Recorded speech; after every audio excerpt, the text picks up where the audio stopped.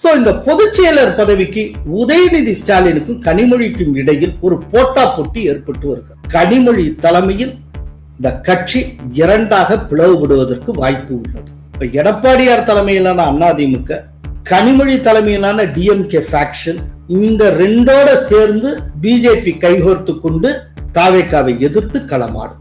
ஈரானுடனான அமைதி ஒப்பந்தம் இறுதி செய்யப்பட்டுள்ளது. ஹோர்மோஸ் நீரிணையில் உலக நாடுகளின் கப்பல்கள் தடையின்றி செல்ல முடியும் என்று கூறியிருக்கிறார் Trump. We ended up making a deal. Very importantly, the oil is plummeting down and the stock market is shooting up like a rocket. அமைதி ஒப்பந்த எதிரொலியால் ஹோர்மோஸ் நீரிணையை திசா எனும் இந்திய கப்பல் திங்கட்கிழமை பாதுகாப்பாக கடந்தது. LNG carrier Disha, managed by Shipping Corporation of India-led consortium, has safely transited the Strait of Hormuz. Trump உருவாக்கியுள்ள அமெரிக்க Iran அமைதி ஒப்பந்தம் எங்களை கட்டுப்படுத்தாது என இஸ்ரேலின் தேசிய பாதுகாப்பு அமைச்சர் இட்டாமர் பென் கிவீர் தெரிவித்திருக்கிறார். தற்போதைய அமைதி ஒப்பந்தம் அமெரிக்காவுக்கும் ஈரானுக்கும் இடையிலான போரை மட்டுமே முடிவுக்கு கொண்டு வருகிறது. இஸ்ரேலுக்கும் லெபனானுக்கும் இடையிலான போரை அல்ல. கோலஹலாஸ் டிவி யூடியூப் சேனல், இது வாய்மையின் எக்காலம். திமுகவுக்குள் புகைச்சல் அதிகமாகி வருகிறதே. வணக்கம் நண்பர்களே.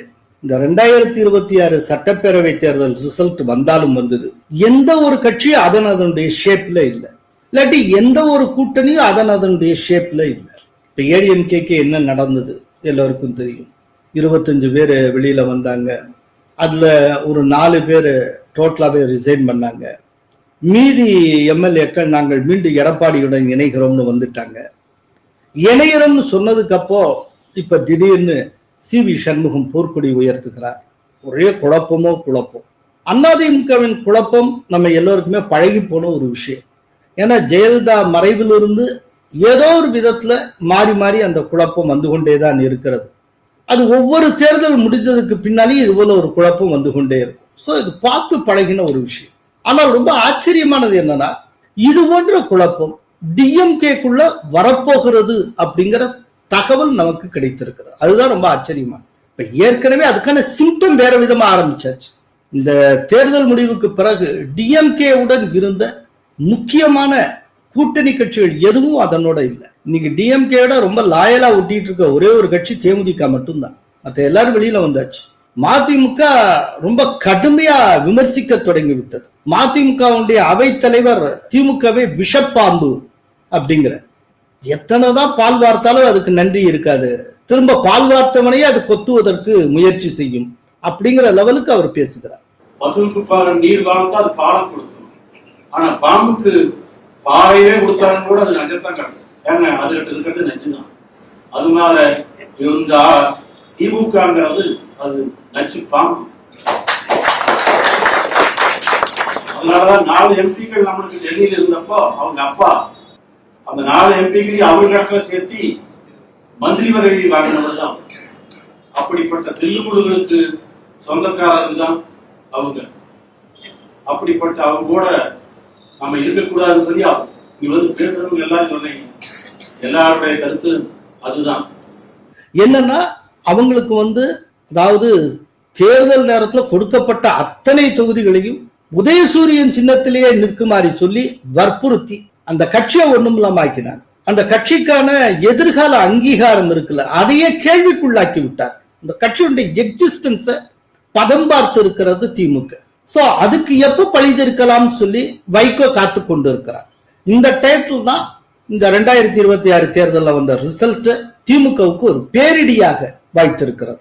டிஎம்கே மெஜாரிட்டி இழக்கிறதுங்கிறது ஒரு பெரிய விஷயம் இல்லை, அது பலமுறை நடந்திருக்கிறது. ஆனால் இந்த தேர்தலில் திமுகவுடைய தலைவரும் தோற்று போனார், பொதுச் செயலாளரும் தோற்று போனார். அதுதான் பொதுச் செயலாளர் 3வது இடத்துக்கு வந்து தோற்று போயிருக்கிறார். அப்போ ஒரு மிகப்பெரிய சரிவு, ஒரு பெரிய வீழ்ச்சியை டிஎம்கே சந்தித்து இருக்கிறது. வீழ்ச்சிங்கிற வார்த்தை தான் கரெக்டா இருக்கும். தோல்விங்கிறது ரொம்ப இயல்பான விஷயம். டிஎம்கே வீழ்ச்சியை சந்தித்து இருக்கிறது. இப்போ இந்த உட்கட்சி புகைச்சல் பிரச்சனை அப்படிங்கிறது எந்த இடத்துல இருந்து ஆரம்பமாகுது அப்படின்னா, அதனுடைய பொதுச் செயலாளர் பதவியிலிருந்து தொடங்குகிறது. இப்போ பொதுச் செயலாளராக இருப்பவர் துரைமுருகன் அவர்கள். பட் அவருடைய உடல்நிலை அவ்வளவு சரியாக இல்லை. அவரால் முன்ன மாதிரி இயங்க முடியல. பல பிரச்சனைகள் இருக்கின்றன. அப்படிப்பட்ட சூழ்நிலையில இந்த பொதுச் செயலர் பதவிக்கான ஒரு போட்டி இப்போது தொடங்கி இருக்கிறது. சோ பொதுச் செயலர் பதவியை எப்படியாவது பெற்றுவிட வேண்டும் அப்படின்னு கனிமொழி துடிக்கிறார்.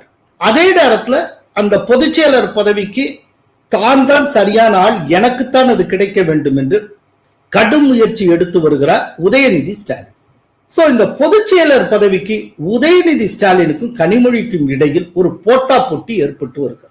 இது கட்சிக்குள்ளே இருக்கிற அத்தனை பேருக்கும் தெரியும்.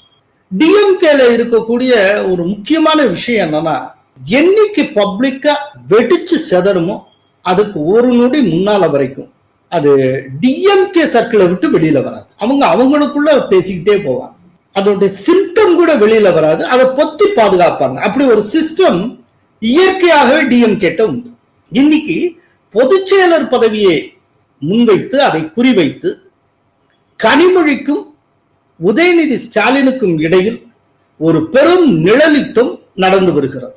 அதே போல உதயநிதி ஸ்டாலினுக்கும் சரி கனிமொழிக்கும் இடையில் அரசியல் கண்ணோட்டத்திலேயே ஒரு பெரும் மோதலும் முரண்பாடுகளும் இருக்கின்றன. சட்டப்பேரவையிலே வச்சு சனாதனத்தை ஒழிப்போம்னு உதயநிதி ஸ்டாலின் சொல்லுகிறார். மக்களை பிரிக்கும் சனாதனம் நிச்சயம் ஒழிக்கப்பட வேண்டும்.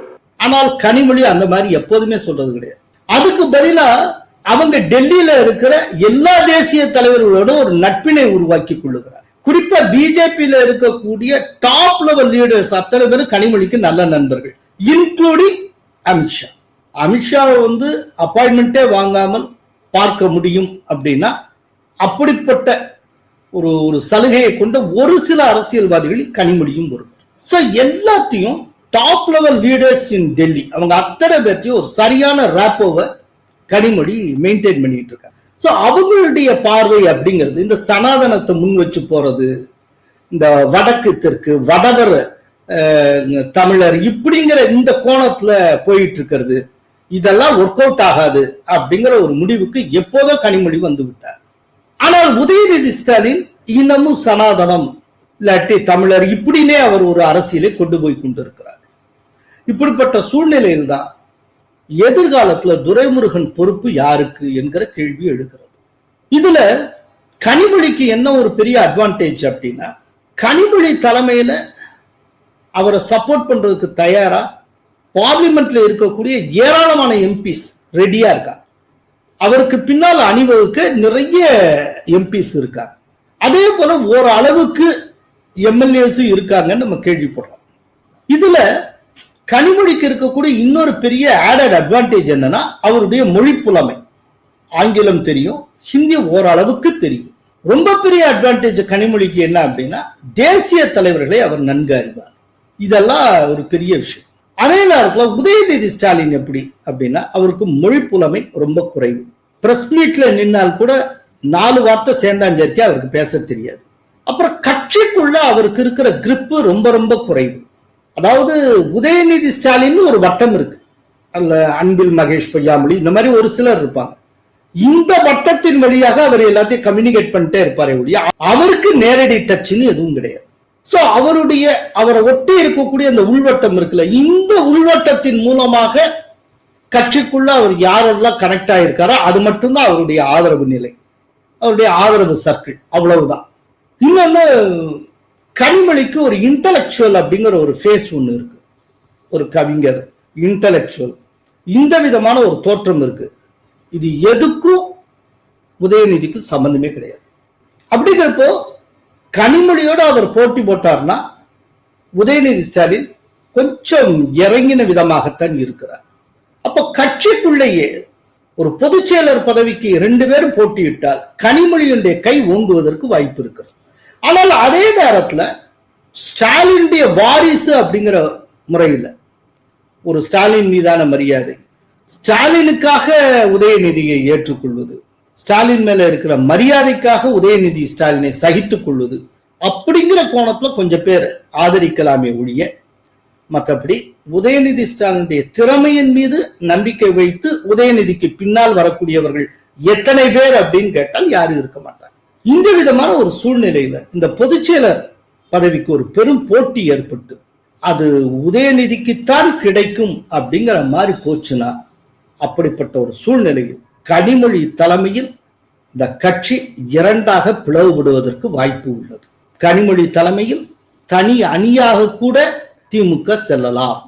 சிவசேனையினுடைய ஏக்நாத் ஷிண்டே போல திமுகவின் ஏக்நாத் ஷிண்டேயாக கனிமொழி மாறுவதற்கு வாய்ப்பு உள்ளது. இது எல்லாமே 2029 தேர்தலுக்கு முன்பாக நடந்துவிடும் என்று எதிர்பார்க்கப்படுது. ரொம்ப முக்கியமான விஷயம் என்ன அப்படின்னா, இப்ப நான் சொல்ற மாதிரி அந்த மாதிரி நடந்ததுன்னா, இப்ப எடப்பாடியார் தலைமையிலான அதிமுக, கனிமொழி தலைமையிலான டிஎம்கே ஃபேக்ஷன், இந்த ரெண்டோட சேர்ந்து பிஜேபி கைகோர்த்து கொண்டு 2029 மக்களவை தேர்தலை தாவேகாவை எதிர்த்து களமாடும். அப்படிப்பட்ட ஒரு சூழ்நிலை உருவாகலாம். அதற்கான ஒரு மாபெரும் திட்டம் தயாராகி கொண்டிருக்கிறது. வெஸ்ட் பெங்கால் எலெக்ஷன் முடிஞ்சதுக்கு அப்புறம் வெஸ்ட் பெங்காலுடைய சட்டப்பேரவையில இப்படி ஒரு பிளவு ஏற்படும். 80 எம்எல்ஏக்கள்ல இன்னைக்கு 64 எம்எல்ஏக்கள் வேற ஒரு தனி அணியா செயல்படுவாங்க. அதே போல 29 எம்பிக்கள்ல 20 பேரு தனியா வந்து எங்கேயோ என்னமோ ரிஜிஸ்டர் பண்ணி இருக்கக்கூடிய இந்திய தேசியவாத குடிமக்கள் கட்சி அப்படிங்கிற பேர்ல தங்களை இணைத்துக் கொண்டு ஒரு தனி கட்சியாக ஆக்கி கொண்டு என்டிஏவுக்குள்ள வருவாங்கன்னு யாராவது கற்பனை பண்ணி பார்த்தாங்களா? ஏதாவது ஒரு சிம்டம் தெரிஞ்சுதா? ஆனா இவ்வளவு பெரிய காரியம் செய்யணும்னா எத்தனை முன்னேற்பாடு நடந்திருக்கும். அமித்ஷா என்னென்ன சித்து பண்ணி இருக்கணும். ஏதாவது ஒத்தரால யூகிக்க முடிஞ்சுதா? யோசிச்சு பாருங்க. அது மாதிரி ஒரு மிகப்பெரிய ஒரு மாற்றத்தை நோக்கி தமிழகம் போய்கொண்டிருக்கிறது. 2029 தேர்தலின் போது அமையவிருக்கக்கூடிய கூட்டணி, அந்த கூட்டணி ஸ்ட்ரக்சர், எல்லாம் இதுக்கு முன்னால் என்ன விதமாக தமிழ்நாட்டில் இருந்து வந்ததோ அது போல இருக்கவே இருக்காது. அது உறுதி. ஏற்கனவே ஒரு திராவிட கட்சியான ஏடிஎம்கே கலகலத்து போய் இருக்கிறது. ஆளாளுக்கு பிரியிறாங்க, போறாங்க, வர்றாங்க. டிஎம்கேயோட சேர்ந்தாங்க, தாவேகாவோட சேர்ந்தாங்க, ஏடிஎம்கே வெளியில போனாங்க, திரும்ப உள்ள வந்தாங்க. உள்ள இருந்துகிட்டே சி.வி. சண்முகம் எடப்பாடிக்கு எதிராக பேசுற ஏதோ நடந்துகிட்டு இருக்கு இல்லையா? பட் டிஎம்கேல இந்த சத்தம் கேட்கல. டிஎம்கேல வேற விதமா ஆரம்பிச்சாச்சு. டிஎம்கே இன்னைக்கு கூட்டணி கட்சிகள் எதுவும் இல்லை, நிராயுதபாணியா இருக்கு. நேற்றுக்கு வரைக்கும் கூட்டணியின் பலத்தை தன் பலம் போல காட்டிக்கொண்டு சும்மா அப்படியே உருட்டிக்கிட்டே இருந்த டிஎம்கே இன்னைக்கு கூட்டணி பலமே கிடையாது. தேமுதிக தான் கூட்டணி பலம். அதோட சொந்த பலத்துல நிக்க வேண்டிய ஒரு கட்டாயம். இப்போ அந்த சொந்த பலத்தை உடைக்கக்கூடிய ஒரு வேலை தொடங்கி இருக்கிறது. இந்த டிஎம்கேல ஏற்படக்கூடிய குழப்பம் திரிணாமுல் காங்கிரஸ்ல ஏற்கனவே ஏற்பட்டுள்ள குழப்பத்தோட ஒத்து போகக்கூடிய ஒரு விஷயமாக இருக்கிறது. இப்ப திரிணாமுல் காங்கிரஸ்ல இருந்து வெளியில வந்தவங்க, தனி அணியாக செயல்படுகிறவர்கள், இவங்க எல்லாம் என்ன சொல்றாங்க? இன்னமும் எங்களுடைய தலைவர் மம்தா தான், ஆனால் அபிஷேக் பானர்ஜியை எதிர்க்கிறோம், எனவே வெளியே வந்திருக்கிறோம் அப்படிங்கிறாங்க. இப்ப அதே போலத்தான் Mamata Banerjee to be our chief advisor, to give us advices that will help us. Abhishek Banerjee has no relation with this legislative assembly. DMK பொறுத்தளவுல அத்தனை பேருடைய தலைவர் ஸ்டாலின், அதுல பிரச்சனை இல்லை. ஆனால் அதே நேரத்தில் உதயநிதி ஸ்டாலினை ஏற்றுக்கொள்ள வேண்டும் அப்படிங்கிறதுல அவர்களுக்கு கருத்து வேறுபாடு இருக்கிறது. தனி அணி ஒன்று கனிமொழி தலைமையில் உருவாகக்கூடிய நாள் ரொம்ப தொலைவில் இல்லை. அதுக்கான சாத்தியங்கள் ரொம்ப தீவிரமாகிக் கொண்டே வருகின்றன. ரொம்ப விரைவில் அது வெடிக்கும். நாம் அத்தனை பேருமே உணரக்கூடியதாக இருக்கும். இது ரொம்ப ரொம்ப முக்கியமான தகவல். இது நான் டெல்லியிலேருந்து கேள்விப்பட்டது. ரொம்ப ரொம்ப முக்கியமான ஒரு லீடர் அவர் டெல்லியிலேருந்து என்கிட்ட பேசுறப்போ இது குறித்து தீவிரமாக பேசி கொண்டிருந்தார். அப்பதான் நான் அப்படியே ஆச்சரியப்பட்டேன், ஷாக் ஆயிட்டேன். என்ன, யாருமே நினைச்சு பார்க்க முடியாத அளவுக்கு எப்படி எல்லாமோ கேம் விளையாடிட்டு இருக்காங்களே அப்படின்னு நான் யோசிச்சேன். ஸோ வருகிற காலம் இப்போ என்ன மாதிரியான பொலிட்டிக்கல் சயின்ஸ் ஸ்டூடெண்ட்ஸுக்கு ஏகப்பட்ட விஷயங்களை தரக்கூடிய காலமாக வரும் அப்படின்னு நான் நினைக்கிறேன். நிறைய படிக்க முடியும். விதவிதமான காம்பினேஷன்ஸ் எல்லாம் வரப்போகுது. பொறுத்திருந்து பார்ப்போம். அமைதி ஒப்பந்தம் ரெடி என்கிறார் ட்ரம்ப். இனி பெட்ரோல் டீசல் விலை குறையுமா? ஈரான் அமெரிக்கா இடையிலான போர் முடிவுக்கு வருகிறது. இதன் மூலம் படிப்படியாக பெட்ரோல் டீசல் விலை குறைய வாய்ப்பு ஏற்பட்டு இருக்கிறது. சுவிட்சர்லாந்தில் வரும் வெள்ளிக்கிழமை ஜூன் 19ஆம் தேதி அமெரிக்காவும் ஈரானும் மத்தியஸ்தரான பாகிஸ்தான் முன்னிலையில் அமைதி ஒப்பந்தத்தில் கையொப்பம் இடுகின்றன. இதன் மூலம் ஈரான் மீது அமெரிக்க இஸ்ரேல் கூட்டுப்படைகள் கடந்த 107 நாட்களாக நடத்தி வந்த போர் முடிவுக்கு வர இருக்கிறது. ஹோர்முஸ் நீரிணை திறக்கப்பட உள்ளதால் உலகளாவிய கச்சா எண்ணெய் விநியோகத்தில் ஏற்பட்ட பாதிப்பும் நீங்க உள்ளது. ட்ரம்ப் 80 வயதை எட்டிய தினத்தில் இந்த ஒப்பந்தம் இறுதி செய்யப்பட்டிருப்பது குறிப்பிடத்தக்கது. ட்ரம்ப் தன்னுடைய சோசியல் ட்ரூத் பக்கத்தில் நேற்று என்ன கூறியிருந்தார் என்பதை பார்ப்போம். ஈரானுடனான அமைதி ஒப்பந்தம் இறுதி செய்யப்பட்டுள்ளது. அனைவருக்கும் வாழ்த்துகள்.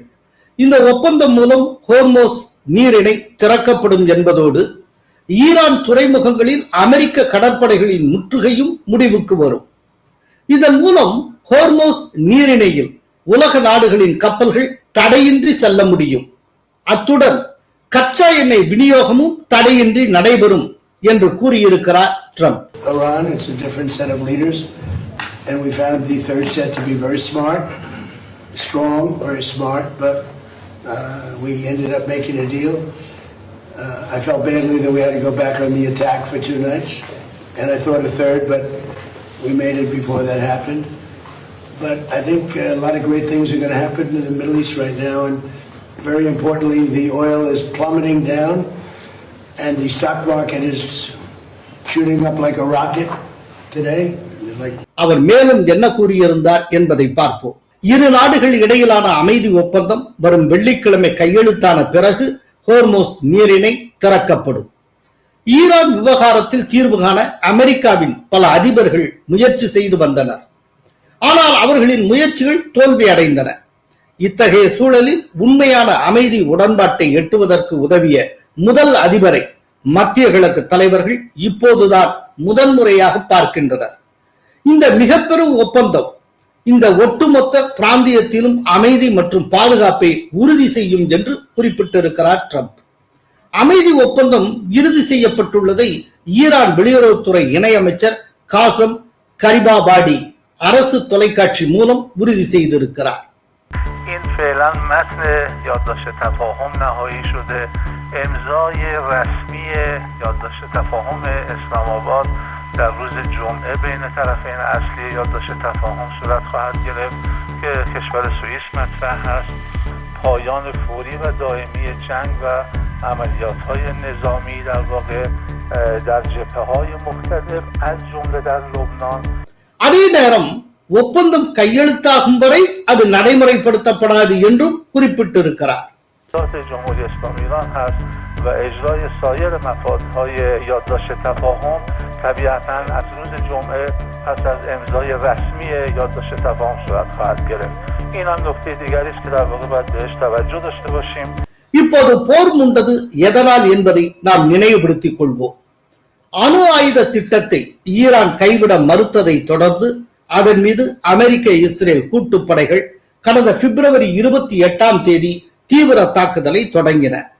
அதில் ஈரானின் தலைமை மதகுரு அயத்துல்லா அலி கமேனி உள்பட பல முக்கிய தலைவர்கள் கொல்லப்பட்டனர். போர் தொடர்ந்து தீவிரமடைந்த நிலையில் கச்சா எண்ணெய் உள்ளிட்ட சரக்கு கப்பல்களின் முக்கிய கடல்வழி தடமான ஹோர்மூஸ் நீரிணையை ஈரான் மூடியது. தடையை மீறும் வணிக கப்பல்கள் மீது ஈரான் புரட்சிகர படைகள் தாக்குதல் நடத்தின. இதனால் இந்தியா உள்பட பல நாடுகளில் கச்சா எண்ணெய் இயற்கை எரிவாயு விநியோகம் கடுமையாக பாதிக்கப்பட்டு எரிபொருள் தட்டுப்பாடு, விலைவாசி உயர்வு உள்ளிட்ட பாதிப்புகள் அதிகரித்தன. வணிக கப்பல்களின் போக்குவரத்தை ஈரான் தடுப்பதற்கு எதிராக தனது கடற்படை கப்பல்களை ஹோர்மூஸ் நீரிணை பகுதிக்கு அனுப்பிய அமெரிக்கா ஈரான் துறைமுகங்களை முற்றுகையிட்டது.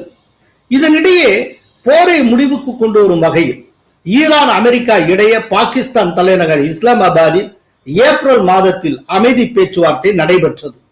அதைத் தொடர்ந்து தற்காலிக போர் நிறுத்தத்தை அமெரிக்கா அறிவித்தது. இருந்த போதும் அமைதி பேச்சுவார்த்தையில் உடன்பாடு எட்டப்படவில்லை. இதனால் கடந்த ஒரு வார காலமாக ஈரான் மீதான போரை அமெரிக்கா மீண்டும் தீவிரப்படுத்தியது. இது இந்தியா உள்ளிட்ட உலக நாடுகளில் கச்சா எண்ணெய், இயற்கை எரிவாயு விநியோகத்தை மேலும் கடுமையாக பாதிக்கும் என்கிற அச்சம் எழுந்தது. இந்த சூழ்நிலையில் ஈரான் அமெரிக்கா இடையே அமைதி ஒப்பந்தம் இறுதி செய்யப்பட்டிருக்கிறது. மேற்காசிய போரை முடிவுக்கு கொண்டு வரும் வகையில் அமைதி ஒப்பந்தம் இறுதி செய்யப்பட்டுள்ளதை பிரதமர் மோடி வரவேற்றிருக்கிறார். இது குறித்து தன்னுடைய எக்ஸ் பக்கத்தில் பிரதமர் மோடி என்ன கூறியிருக்கிறார் என்பதை பார்ப்போம். உலகம் முழுவதும் கடும் பொருளாதார நெருக்கடிகளையும் பல நாடுகளில் உயிரிழப்புகளையும் ஏற்படுத்திய மேற்காசிய போரை முடிவுக்கு கொண்டு வரும் வகையில் ஈரான் அமெரிக்கா இடையே அமைதி ஒப்பந்தம் இறுதி செய்யப்பட்டுள்ளது வரவேற்புக்குரியது. இந்த ஒப்பந்தம் அந்த பிராந்தியத்தில் அமைதி மற்றும் நிலைத்தன்மையை மீட்டெடுக்க உதவும் என்பதுடன் சுதந்திரமான கப்பல் போக்குவரத்து மற்றும் வர்த்தகத்தை உறுதிப்படுத்தும் என இந்தியா நம்புகிறது என்று மோடி குறிப்பிட்டிருக்கிறார். அமைதி ஒப்பந்தத்தில் இடம்பெற உள்ள அம்சங்கள் குறித்து இனி நாம் பார்க்கலாம். ஈரானுக்கும் அமெரிக்காவுக்கும் இடையிலான அமைதி ஒப்பந்தத்தில் 14 அம்சங்கள் இடம்பெற உள்ளன. அவை குறித்த விவரங்களை ஈரான் அரசு சார்பு மெஹர் என்கிற செய்தி நிறுவனம் வெளியிட்டிருக்கிறது. அந்த 14 அம்சங்கள் என்னென்ன என்பதை பார்ப்போம். 1. லெபனான் உள்பட அனைத்து முனைகளிலும் ராணுவ நடவடிக்கைகளை உடனடியாகவும் நிரந்தரமாகவும் நிறுத்த வேண்டும். 2. ஈரானின் உள்நாட்டு விவகாரங்களில் தலையிட மாட்டோம் மற்றும் அதன் இறையாண்மையை மதிப்போம் என்று அமெரிக்கா உறுதியளிக்க வேண்டும். 3. ஈரான் துறைமுகங்கள் மீதான அமெரிக்காவின் கடல்வழி முற்றுகையை 30 நாட்களுக்குள் விலக்கிக் கொள்ள வேண்டும். 4. ஈரானை சுற்றியுள்ள பகுதிகளிலிருந்து அமெரிக்க படைகள் திரும்ப பெறப்பட வேண்டும். 5. ஈரான் ஏற்பாடுகளின் கீழ் 30 நாட்களுக்குள் ஹோர்மோஸ் நீரிணையை மீண்டும் திறக்க வேண்டும். 6. ஈரானின் எண்ணெய் பெட்ரோகெமிக்கல் ஏற்றுமதி மீதான தடைகளை நிறுத்தி வைக்க வேண்டும். 7. எரிபொருள் ஏற்றுமதி மூலம் கிடைக்கும் வருவாயை முழுமையாக பயன்படுத்திக் கொள்ள ஈரானை அனுமதிக்க வேண்டும்.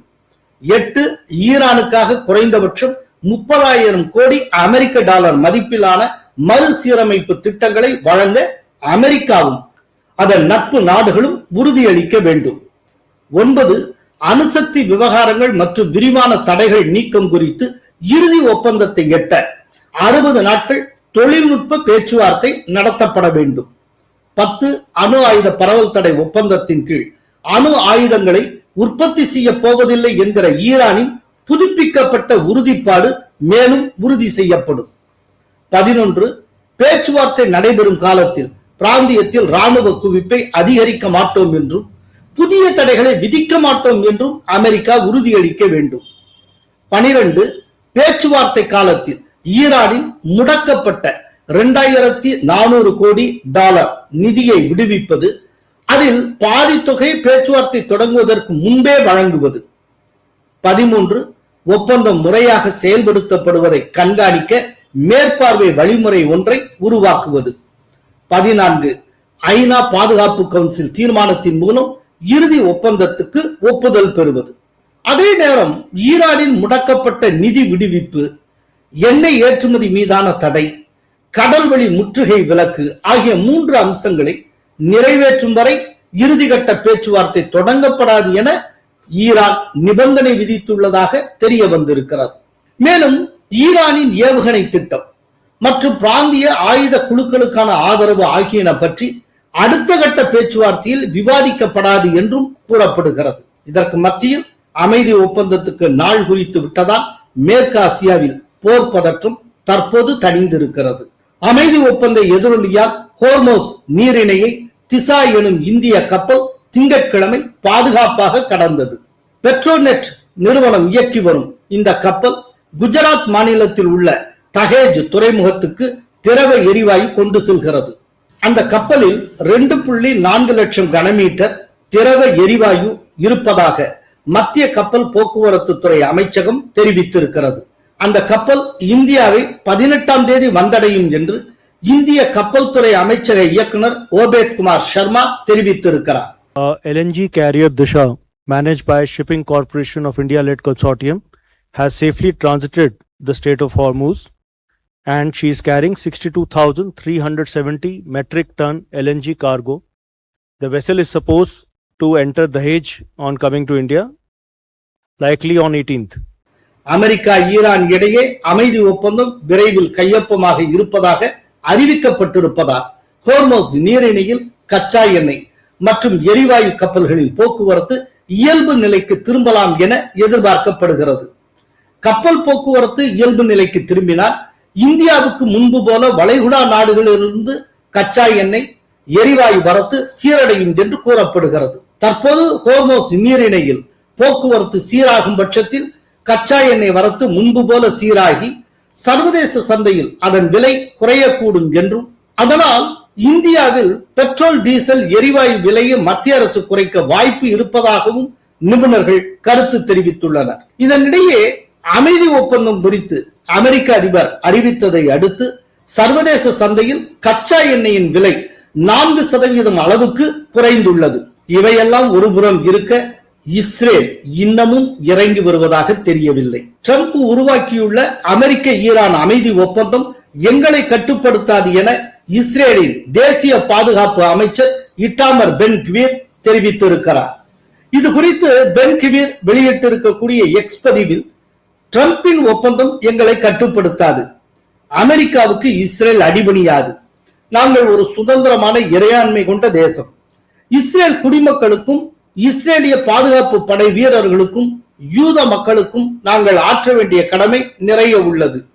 ஆயிரக்கணக்கான ஆண்டுகளாக நாடு கடத்தப்பட்டு துன்புறுத்தப்பட்ட கொல்லப்பட்ட யூதர்களுக்கு இஸ்ரேல் தேசத்தில் பாதுகாப்பு வழங்க வேண்டியது எங்கள் வரலாற்று பொறுப்பாகும். இஸ்ரேலின் பாதுகாப்பை கருத்தில் கொள்ளாமல் சர்வதேச அழுத்தத்துக்கு பணிந்த ஒவ்வொரு முறையும் அதற்கான இரத்த விலையை வட்டியுடன் நாங்கள் கொடுத்திருக்கிறோம். அது ஒஸ்லோ ஒப்பந்தங்களிலும் 2006ஆம் ஆண்டு லெபனான் ஒப்பந்தத்திலும் காசா மீதான ஒவ்வொரு ஒப்பந்தத்திலும் எதிரொலிக்கிறது. நாங்கள் அமெரிக்காவை நேசிக்கிறோம், அதிபர் ட்ரம்புக்கு நன்றி உள்ளவர்களாக இருக்கிறோம். லெபனானிலிருந்து இஸ்ரேலை நோக்கி ஏவப்படும் எந்த ஒரு ட்ரோன் அல்லது ஏவுகணைக்கும் பதில் தாக்குதல் நடத்தப்படும்.